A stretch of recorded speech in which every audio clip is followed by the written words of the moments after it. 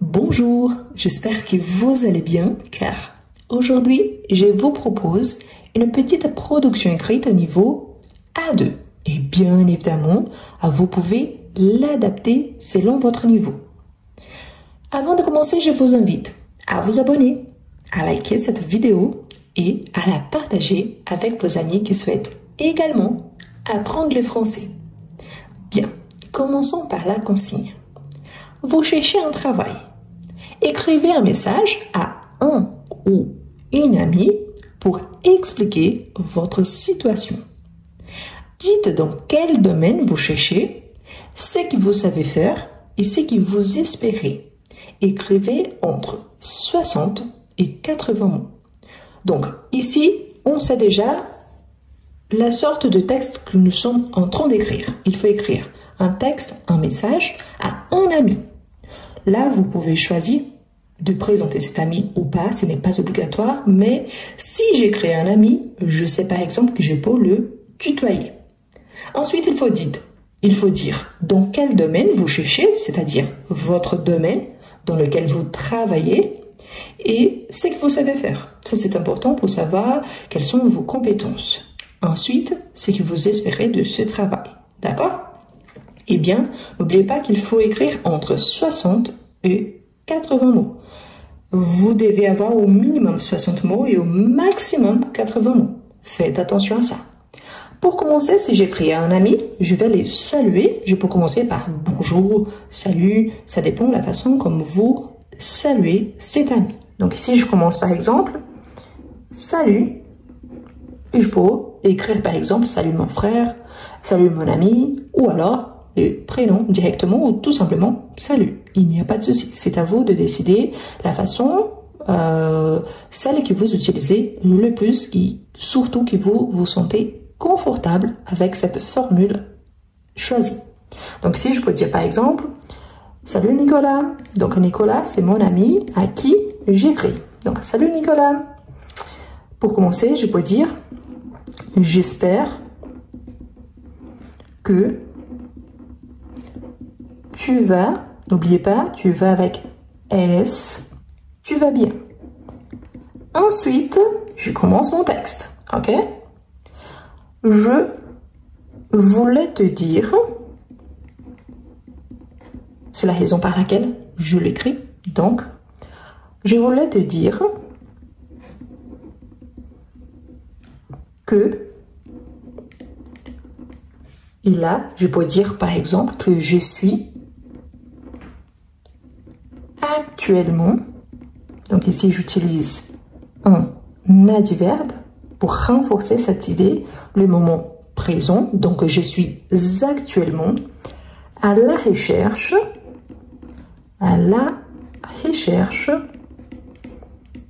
d'un travail. Je vous rappelle qu'en France, on a, et en français, hein, on a d'autres façons de dire travail. On peut utiliser par exemple d'un petit job, d'un boulot. C'est à vous de décider si ça vaut la peine d'utiliser un langage plus informel ou pas selon la consigne. D'accord? Chaque personne écrit d'une façon différente. Donc peut-être vous n'êtes pas d'accord avec moi, mais il n'y a rien d'anormal avec la façon dont j'écris. Pourtant, vous pouvez écrire d'une façon différente dès que vous respectiez la consigne. D'accord? Donc là, je peux dire par exemple, de préférence, pourquoi? Parce que c'est mon domaine. Mais là, vous pouviez par exemple, ah non, j'ai besoin d'un travail n'importe où, donc je préfère cela, mais sinon, je vais travailler n'importe où. Ça dépend du besoin. Donc, de préférence, dans le domaine. Et ici, c'est à vous de décider quel est ce domaine-là. Vous savez bien que maintenant, on a certains métiers en tension, c'est-à-dire qu'il y a une grosse demande. Mais là, ça dépend aussi de votre formation. Par exemple, ici, je vais vous donner 2 exemples, mais vous pouvez utiliser votre domaine plus spécifiquement. D'accord? Le domaine de la communication, par exemple, de la communication, ou de l'enseignement. Là, imaginons par exemple quelqu'un qui est maçon. Vous pouvez dire par exemple dans les domaines du BTP. C'est un métier en tension. Vous pouviez par exemple, je suis à la recherche dans la restauration. J'aimerais bien devenir serveur ou serveuse. C'est possible, c'est à vous de décider, d'accord? Les domaines, c'est les domaines généraux.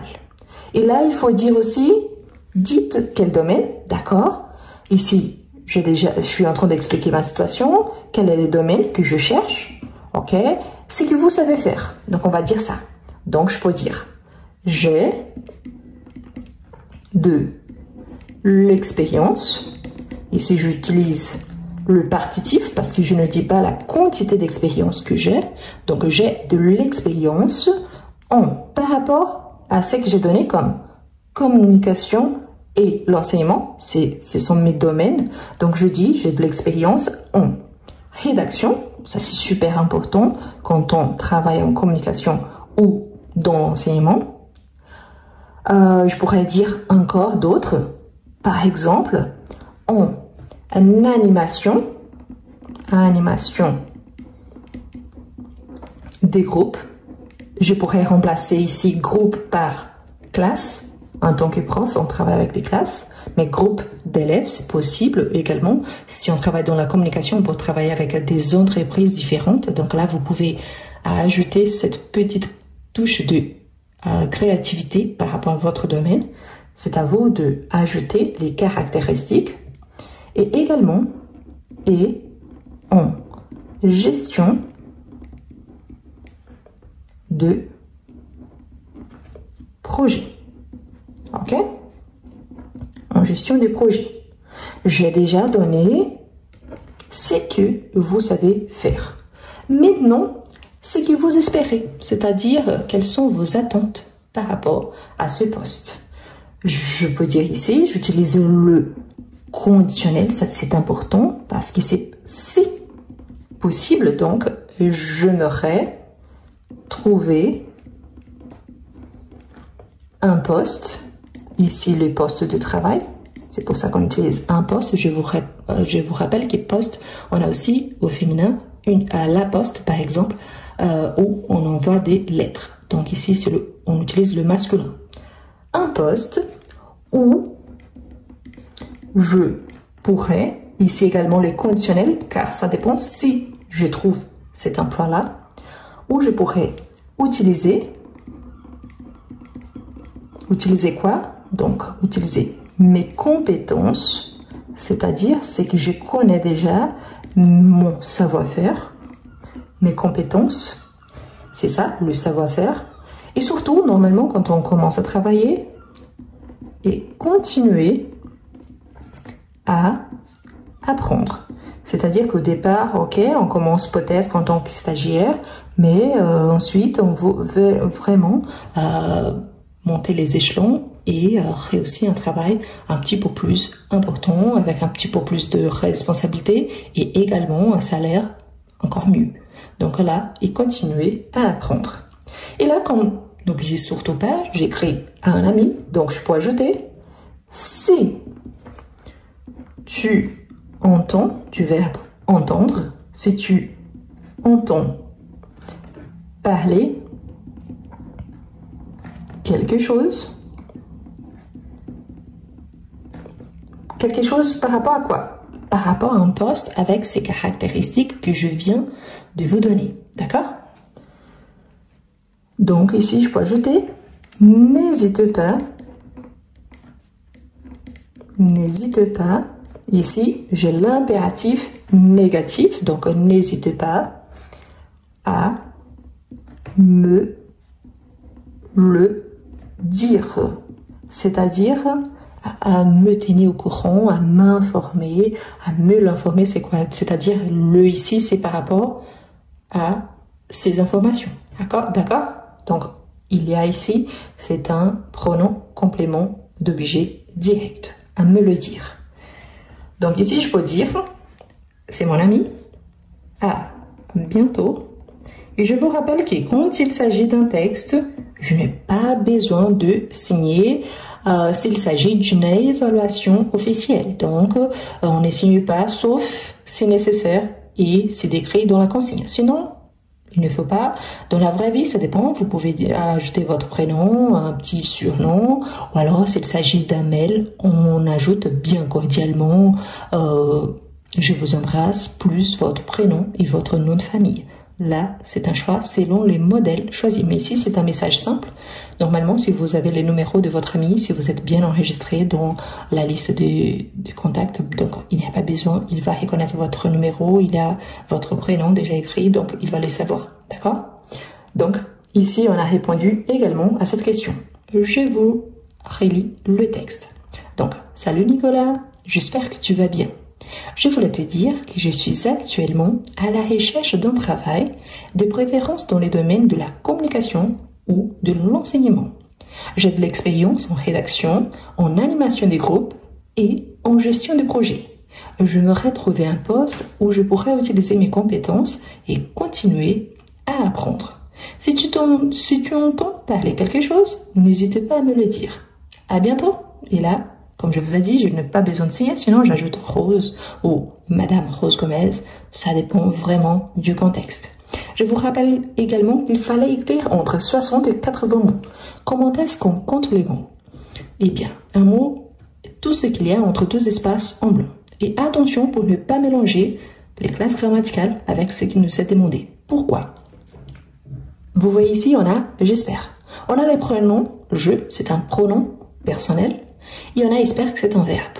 Ici, par exemple, on a l'enseignement. Donc, on a l'article défini plus le nom enseignement. Sauf que selon l'édital du DELF-DALF, du TCF, du TEF, on considère un mot tout ce qu'il y a entre deux espaces en blanc. C'est-à-dire qu'ici, on a deux classes grammaticales différentes. Un pronom plus un verbe. Et ici, par exemple, on a un article ou déterminant plus un nom. Mais on les considère seulement un mot. Pourquoi? Parce qu'il y a entre deux espaces en blanc. Ah, mais je ne suis pas d'accord avec vous. Ce sont les règles. Ok? Ce n'est pas moi qui ai décidé. Par exemple, à l'université, c'est différent. Un titre, par exemple, même s'il y a 15 mots, on considère seulement un mot. Ce sont les règles. D'accord? Donc, pour compter, c'est facile. Il faut juste compter tout ce qu'il y a entre deux espaces en blanc. Et attention, car on ne compte pas la ponctuation. D'accord? Donc, on a 1, 2, 3, 4, 5, 6, 7, 8, 9, 10, 11, 12, 13, 14, 15, 16, 17, 18, 19, 20, 21, 22, 23, 24, 25, 26, 27, 28, 29, 30, 31, 32, 33, 34, 35, 36, 37, 38, 39, 40. J'ai déjà 40 mots. 41, 42, 43, 44, 45, 46, 47, 48, 49, 50, 51, 52, 53, 54, 55, et ici c'est le même mot, 56, 57, 58, 59, 60. Bingo! J'ai déjà la quantité minimale, maintenant je ne peux pas dépasser 80. Donc 60, 61, 62, 63, 64, 65, 66, 67, 68, 69, 70, 71, 72, 73. Parfait, j'ai 73 mots.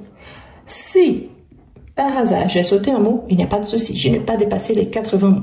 C'est pour ça que je vous recommande vraiment d'essayer d'écrire, s'il y a entre 60 et 80, environ 70. Parce que si vous avez compté un mot de plus, il n'y a pas de souci, vous êtes au-dessus de la quantité minimale. Si vous avez compté un mot de moins, vous êtes au-dessous de la quantité maximale. Donc c'est pour ça que c'est important également. Et pourquoi? Parce qu'il y a certaines évaluations, par exemple le DELF-DALF, qui demandent la quantité des mots. La même chose pour le TCF ou le TEF, le TEF. Tandis que si on fait au format ordinateur, on a cette quantité déjà décrite en bas, au-dessous du texte. Donc, on les voit tout de suite, on n'a pas besoin d'ajouter. D'accord? Donc, ça dépend du modèle également. Mais il faut respecter cette quantité. Je vous invite, si vous avez des difficultés avec la production écrite, surtout à faire connaissance de mon livre qui s'appelle « Comment mieux écrire en français ». C'est un livre numérique, il y a à peu près 100 pages, mais il est excellent. Pourquoi? Il vous explique comment commencer un texte, comment développer un argument, comment faire la conclusion. Il y a plein de modèles, il y a beaucoup de propositions de textes, donc c'est excellent. Je vous laisse le lien dans la description et également dans le premier commentaire épinglé. Attention car il s'agit d'un livre numérique, ce qu'on appelle des books. Et pourquoi? Car il s'agit d'un matériel, donc un livre, qui sera disponible donc immédiatement après l'achat et ça coûte beaucoup moins cher dans les formats numériques. Donc c'est pour ça, c'est gagnant-gagnant. D'accord? Merci beaucoup et à la prochaine! Est-ce que vous avez des difficultés à écrire en français? Est-ce que vous êtes capable de comprendre mais vous n'arrivez pas à bien écrire? Vous êtes capable de lire en français mais vous avez du mal à développer un petit texte. Je vous présente Comment mieux écrire en français? Un livre conçu pour vous, quelqu'un qui aimerait bien écrire en français. Le livre présente 11 unités, parmi lesquelles vous retrouverez toujours des astuces précieuses pour améliorer votre niveau. À chaque fois, vous aurez des explications suivies des exemples et des suggestions de lecture.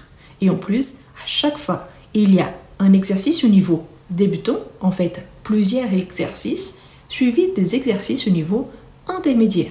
Ce qui vous permettra, si vous êtes débutant, d'avancer et si vous êtes intermédiaire, pas seulement d'avancer, mais aussi de réviser. Voilà les liens pour acquérir votre livre. Vous pouvez copier-coller sur votre page de recherche et vous pouvez le trouver aussi dans le premier commentaire et dans la description de cette vidéo.